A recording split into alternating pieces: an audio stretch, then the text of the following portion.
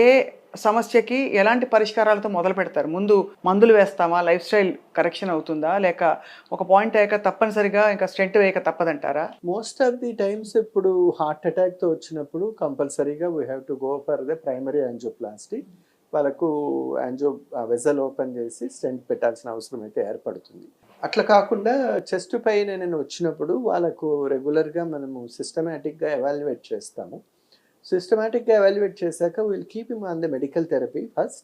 Then they are doing very well on the medical therapy, very asymptomatic, then we can continue on the medicines also. Then even after medical therapy, patient is still symptomatic, then we have to submit them for the angiogram.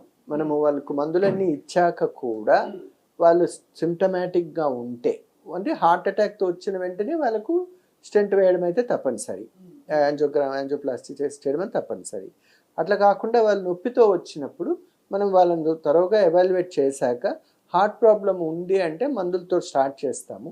మందులతో వాళ్ళు response అవ్వలేదంటే angiogram చేసి ఆ యాంజియోగ్రామ్లో lesion ఏమన్నా ఉందా చూసుకుని దానికి stent పెట్టడం అనేది లేదా సర్జరీకి పంపించడం అనేది జరుగుతుంది. Most of the times this stenting కానీ సర్జరీస్ కానీ కూడా సిమ్టమాటిక్ రిలీఫ్కి ఎక్కువ ఉపయోగపడతాయి. సర్టన్ సబ్సెట్స్ ఆఫ్ పేషెంట్స్లో వాళ్ళకు మార్టాలిటీ బెనిఫిట్, అంటే వాళ్ళ లైఫ్ స్పాన్ ప్రొలాంగ్ అయ్యేదానికి కూడా బెనిఫిట్ అవుతుంది.